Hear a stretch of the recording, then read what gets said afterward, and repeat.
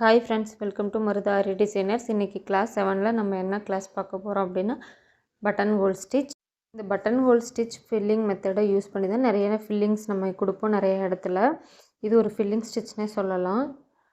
பார்த்திங்கன்னா ஃபில்லிங் ஸ்டிச்சுக்கெல்லாம் பேசிக், இப்போ chain stitch எப்படி எல்லா ஸ்டிச்சுக்கும் ஃபஸ்ட்டு ஸ்டிச், அந்த மாதிரி பட்டன் ஹோல் ஸ்டிச் வந்து ஃபில்லிங்க்கு எல்லாமே ஃபஸ்ட்டு ஸ்டிச். ஓகேங்களா? பட்டன் ஹோல் ஸ்டிச் போடுறக்கும் இந்த மாதிரி 2 லைன் போட்டுட்டு ஒரு பர்டிகுலர் டிஸ்டன்ஸில் இப்போ நான் மார்க் பண்ணி வச்சுருக்க மாதிரியே மார்க் பண்ணி வச்சுக்கோங்க. ஃபஸ்ட்டு என்ன பண்ணணுன்னா, நீடிலில் த்ரெட்டை மேலே எடுத்துகிட்டு மேலே லைனில் கொண்டு போய் குத்துங்க. அதுக்கப்புறம் எந்த லாக் ஸ்டிச்சும் போடாமல் கீழே டைரெக்டாக எடுத்துகிட்டு போயிட்டு அங்கே ஒரு குட்டி லாக் ஸ்டிச் போடுங்க. அதுக்கப்புறம் உங்கள் நீடில் அடுத்த ஸ்டிச் டைரெக்ஷனுக்கு ரொட்டேட் பண்ணுங்கள். இப்போ நான் பண்ணுறேன் இல்லையா, குட்டி லாக் போட்டு நீடில் அடுத்த ஸ்டிச்சுக்கு நான் ஊற்றுறேன். இந்த மாதிரியே போட்டுகிட்டே வரணும். இதுக்கு பேர் தான் பட்டன் ஹோல் ஸ்டிச். ஆக்சுவலி இந்த ஸ்டிச் எப்படி இருக்குன்னா, ஃபினிஷ் பண்ண அப்புறம் பார்த்திங்கன்னா ஒரு சீப்பு மாதிரியே இருக்கும். நீங்கள் ஈவனாக போட்டிங்கன்னா ரொம்ப அழகாக இருக்கும். ஒரு டிஸ்டன்ஸ் ஒன்று அன்ஈவனாக போட்டிங்கன்னா நல்லா இருக்காது.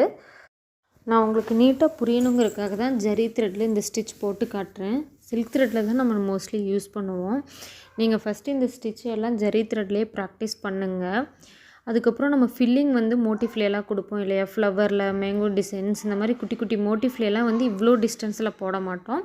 அது ரொம்ப நெருக்கமாக போடுவோம். நான் அந்த ஸ்டிச்சும் எப்படி போடுறதுன்னு வீடியோவில் போட்டுட்ருக்கேன். வீடியோவை ஸ்கிப் பண்ணாமல் பாருங்கள். கண்டிப்பாக உங்களுக்கு இந்த ஸ்டிச் புரியும். இந்த ஸ்டிச்சஸ் எல்லாம் நீங்கள் வெறும் ஸ்டிச்சஸ் மட்டும் போட்டு ப்ராக்டிஸ் பண்ணாமல் ஒரு டிசைன் எடுத்து அந்த டிசைன் மேலே கண்டிப்பாக ஒர்க் பண்ணி பாருங்கள். அப்போ தான் உங்களுக்கு நீடில் ப்ராக்டிஸ், அதாவது வேகமாக போடுறதுக்கு உங்கள் கை ப்ராக்டிஸ் ஆகும். இல்லைன்னா ஒரு ப்ளவுஸ் பண்ணுறக்கே உங்களுக்கு ரொம்ப நாள் டைம் எடுத்துக்கும். நல்ல கை வேகமாக ப்ராக்டிஸ் ஆனால் தான் உங்களுக்கு ரொம்ப சீக்கிரம் போட முடியும். கடையிலலாம் பார்த்துருக்கீங்களா, எவ்வளோ வேகமாக போடுறாங்க, எவ்வளோ பெரிய ப்ளவுஸையுமே அவங்க 1 டேயில் போட்டு முடிச்சிருவாங்க. அதுக்காக தான் நான் ஒவ்வொரு ஸ்டிச்சையும் உங்களுக்கு ஒரு டிசைனில் போட சொல்லிகிட்ருக்கேன். கண்டிப்பாக ஒரு டிசைன் கண்டிப்பாக நீங்கள் போட்டு பழகணும். நான் உங்களுக்கு புரியணுங்கிறதுக்காக தான் ரொம்ப மெதுவாக சொல்லி கொடுத்துட்ருக்கேன்.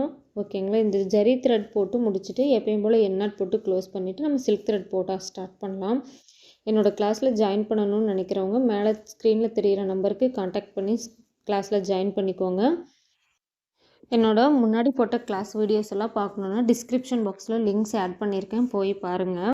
இன்றைக்கி கிளாஸில் நான் சொல்ல போகிற டிப்ஸ் என்ன அப்படின்னா, ஃபில்லிங் ஸ்டிச் நீங்கள் யூஸ் பண்ணும்போது 2 இடத்துல நம்ம மேலே கீழேன்னு குத்துறோம் இல்லையா, அதுக்கு சென்டரில் உங்களுக்கு கிளாத் சுருக்கம் தட்டும்.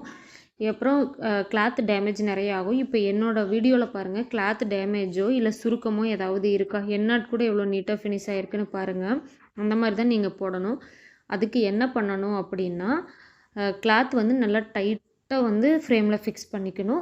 2வது நீங்கள் கீழே பிடிக்கிற த்ரெட்டை ரொம்ப டைட்டாக பிடிக்கக்கூடாது. இதை நீங்கள் ஃபாலோ பண்ணிங்கன்னாவே 2 ஸ்டிச்சுக்கு நடுவில் இருக்கிற கிளாத்தில் உங்களுக்கு சுருக்கம் இருக்காது. அதேமாதிரி கிளாத் டேமேஜ் இருக்காது.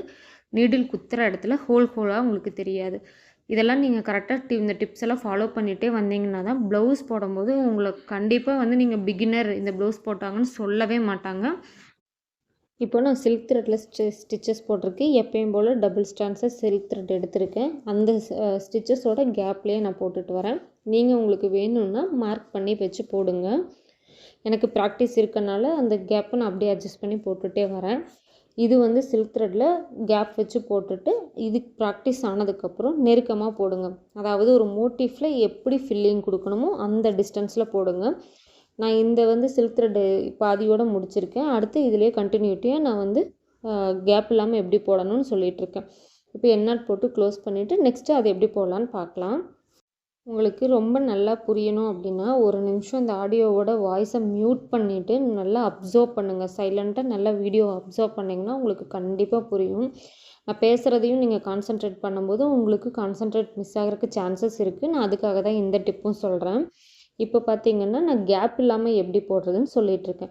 ஃபஸ்ட்டு சில்க் த்ரெட்டை மேலே எடுக்கணும்.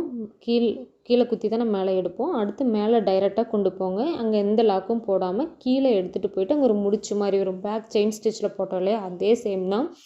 அந்த இடத்துல தான் லாக் ஸ்டிச் போடுவோம். அந்த லாக் ஸ்டிச் முடிச்சுட்டு நம்ம நீடில் பக்கத்து ஸ்டிச்சுக்கு ரொட்டேட் பண்ணிவிட்டு மறுபடியும் திருப்பியும் அங்கே எந்த லாக்கும் இல்லாமல் மேலே எடுத்துகிட்டு போவோம். இதையே ரிப்பீட்டடாக ஃபாலோ பண்ணுங்கள். எவ்வளோ நெருக்கமாக இருக்குதுன்னு பாருங்கள். நான் நல்லா வீடியோ ஜூம் பண்ணி எடுத்தனால உங்களுக்கு நல்லா கேப் தெரியுது. நீங்கள் போட்டிங்கன்னா கண்டிப்பாக உங்களுக்கு இந்த கேப்பில் தெரியாது கிளாத்தில். என்னோடய வீடியோ உங்களுக்கு பிடிச்சிருந்துச்சுன்னா என்னோடய சேனலுக்கு ஒரு சப்ஸ்கிரைப் கொடுங்க. உங்கள் ஃப்ரெண்ட்ஸ் அண்ட் ஃபேமிலிக்கு சப்போர்ட் பண்ணுங்கள். ஃப்ரீ ஆரி கிளாஸில் ஜாயின் பண்ணுங்கள். ஏதாவது டவுட் இருந்தால் கமெண்ட் பாக்ஸில் கமெண்ட் பண்ணுங்கள். நான் என்ன டவுட்னாலும் உங்களுக்கு கிளாரிஃபை பண்ணுறேன். மறக்காமல் இந்த ஸ்டிச்சை ஜரி த்ரெட்டில் போட்டு ப்ராக்டிஸ் பண்ணுங்கள். சில்க் த்ரெட்டில் கேப் நல்லா போட்டு ப்ராக்டிஸ் ஆனதுக்கப்புறம் கேப் இல்லாமல் போடுங்க. அதுக்கப்புறம் ஒரு இமேஜ் எடுத்து அந்த இமேஜ் மேலே ஒர்க் பண்ணி பாருங்கள். உங்களுக்கு இமேஜ் வந்து ஃபோன் ட்ரேஸ் பண்ணுறது எப்படின்னு நான் நாளைக்கு போடுற வீடியோவில் சொல்கிறேன். இப்போதைக்கு ஜஸ்ட் ஒரு ஃப்ரீ ஹேண்ட் ஸ்கெட்சில் நீங்களே அதாவது கிளாத்தில் வரைஞ்சிட்டு அந்த கிளாத்தில் ஒர்க் பண்ணி பாருங்கள். அந்த இமேஜ் மேலே எவ்வளோ ஒர்க் பண்ணுறீங்களோ அப்போ தான் உங்களுக்கு என்ன தப்பு பண்ணுறீங்கன்னு கரெக்ட் பண்ண உங்களுக்கு முடியும். Thank you for choosing Maruda Ari Designers.